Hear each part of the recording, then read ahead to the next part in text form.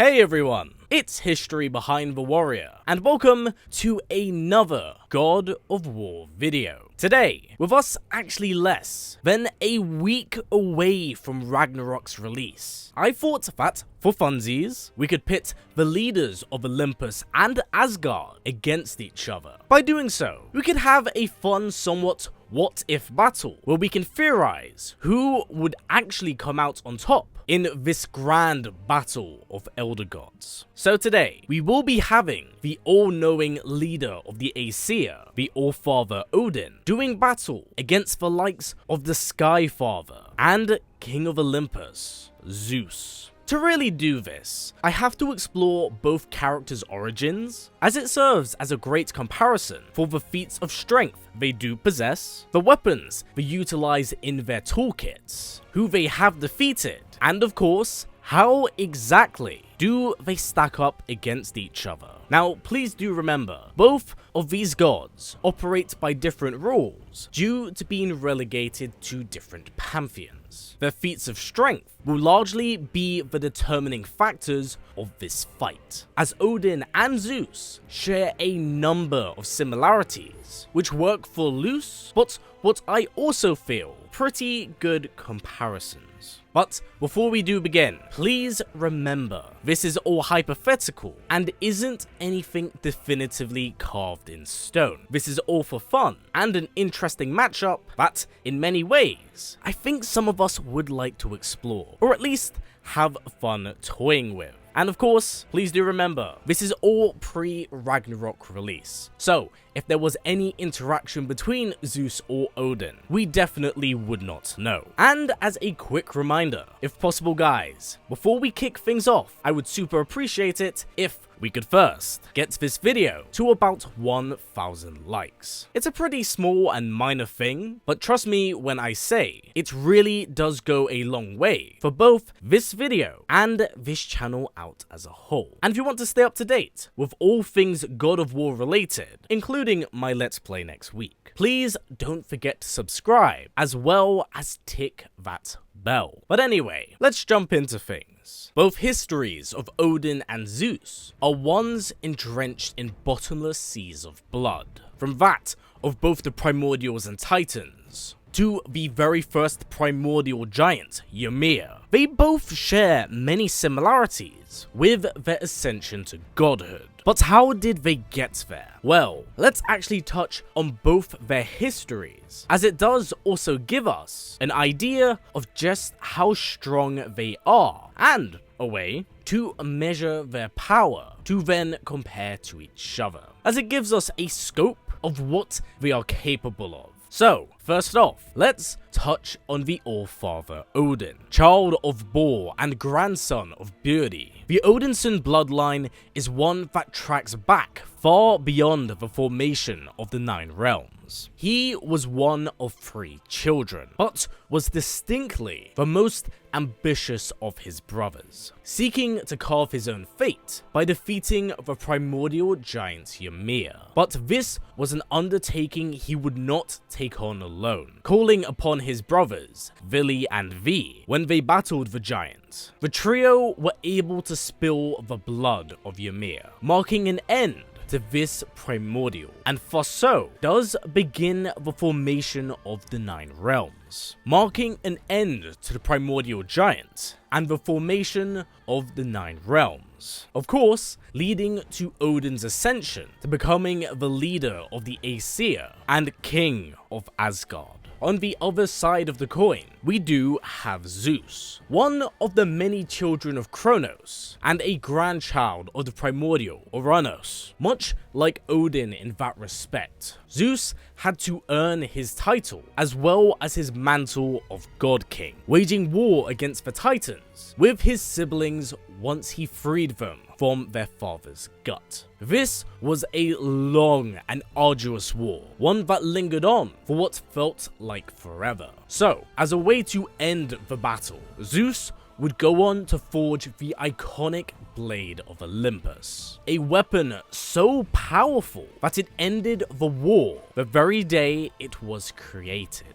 With the Titans defeated, they would be cast into enslavement, and the gods rose up to that of Mount Olympus, with Zeus being their leader. So, from what you can tell, there's actually quite a lot of similarities between the two, with how they ascended to power. Now, with us under the assumption that Ymir was at least as strong as one of the Titans, which I do feel is a fair way of measuring their power, considering how similar the Primordials and Titans' origins are, I feel like it's quite safe to believe that considering the circumstances of the Olympian war, that Zeus may have had a slight edge in this battle, excluding the Blade of Olympus, which we will be touching on in the next section. The Olympians, for the longest time, were able to go one-on-one with a Titan for a prolonged amount of time, whereas for Odin, V, and Vili, it took the combined effort of the trio to actually put a stop to Ymir. Now, that's not to say that the Olympians didn't have their own team-ups here and there, mind you, but the sheer number of Titans compared to that of one Ymir gives us an idea of the strength and power it took to take down one of these. But again, this is us all under the assumption that Ymir was as strong as at least a Titan, not a Greek primordial, beings who we unfortunately never explore in the original series of games. So tragically, I can't measure their feats of strength, but I suppose if we're going to compare those generations, then it is always possible that Odin's strength may be akin to that of a Titan. Next, we have their weapons of choice, the Blade of Olympus versus Gungnir. Both weapons of incredible power and capabilities that really do embody the will of the hands that wield them. So first, let's touch on the Blade of Olympus, a weapon strictly exclusive to the God of War universe. This sword was forged during the war against the Titans. It's a devastating weapon that brought an extremely quick end to what seemed like an unstoppable war, with its power being so great that it replaced Zeus's thunderbolt, and the Titans became slaves to that of the gods. So going to the other side of things now, we have Gungnir, a weapon forged from the legendary hands of the Hordra brothers, Brock and Sindri. Now, knowing the reputation of these two, we get an idea of what to expect, as they could literally turn coals into diamonds, with weapons like Mjolnir and the Leviathan axe being perfect examples of not just how incredibly talented they are, but the devastation each weapon possesses when wielded by that of a god. With that said, we are actually yet to see Gungnir in action, so drawing a comparison between the two is really hard to kind of pin down. Hence why Mjolnir and the Leviathan axe have been used here to measure the possible capabilities of this spear. But with that said, it is just a spear. Gungnir, unlike Mjolnir in Norse mythology, has only ever really been described as a weapon of precision and accuracy. It's the spear that never misses. For so, it's nigh impossible to deflect, nor is it to lose target. With that said, it's never been a weapon that's been described to have destructive capabilities. For so, if we are to compare this to the Blades of Olympus, it seems to be rather lackluster in comparison, which may also be why Odin has typically sent Thor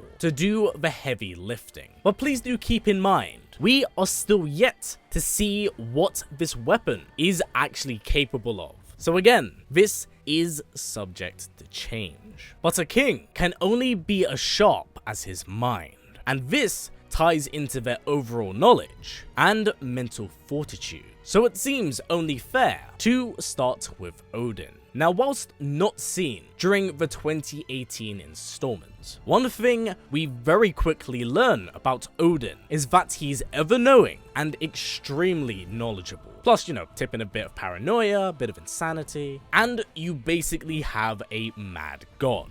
One thing we quickly learn about Odin is that his weapon of choice is that of knowledge, opposed to brute strength or force. Whilst he may be seen as weak in his older age, knowledge. Let's not forget, he is of Aesir blood. He still retains that warrior spirit, but now chooses to focus on his mind, opposed to that of his strength. And I think it's quite safe to say that the knowledge he retains far outweighs any physical strength he could have mustered in his prime. Having vast knowledge, combined with the library of Groa and Aesir magic from Freya, the All Father's mind is wide and vast, spreading across the 9 realms and beyond, with the only thing that has eluded his grasp is the ability of clairvoyance. Now, Zeus, on the other hand, seems to be a pretty different beast, and if not so, a victim to that of magic and knowledge. Zeus, in short, whilst wise in his ways, was never one to outwardly seek knowledge and power, and that may largely be due to the fact he was king and very comfortable in his role. Even with the knowledge of the Marked Child prophecy, he went to some ruthless and extreme means in order to achieve his goal. But even then, he failed in that quest, and this would partially lead to his own downfall in the form of Kratos. Even under the influence of the madness of the Titans, Zeus was more of a physically imposing force than one that really engaged with fate or wished to learn more. So, with everything laid out on the table, if these two were to go head to head, who could I see coming out on top? Well, taking into account the weapons they wield, the strengths of their mind, as well as their own willpower, I do say that the scales tip slightly in Zeus's favor more than that of Odin, and it does for a variety of different factors, like that Odin clearly favors using others opposed to direct confrontation, seeing knowledge as a far greater pursuit of his time than that of strength. And from our previous experiences with Zeus, we know just how physically strong and durable the king of Olympus is. He is from a warrior lineage, one that cycles into killing itself, whereas we don't entirely have that measuring stick for Odin, as we only know of him killing Ymir and a handful of minor giants. But that's not to say that this would be a one-sided battle. Due to Odin's paranoia and vast knowledge, I think that much like Batman in that sense, the All-Father would never underestimate any confrontation he goes into without at least a little bit of prep time about who he is fighting. Zeus may be a juggernaut, but every tank and bit of armor has a gap in it that can be exploited. The same way he was corrupted by the madness of the Titans. And we know that Odin specializes in magic and is very familiar with corruption magic. With this factor taken into mind, I could see the tide of battle swaying in his favor. But there is one thing we have to consider, and that is the time gap between God of War 3 and 4. The reason why I say this is because it's been confirmed by the devs. Kratos has become far stronger than what he was in Olympus, and it's widely known that Baldur is supposed to be Kratos' strongest opponent to date, under the assumption that they are functioning under the design philosophy of newer means stronger.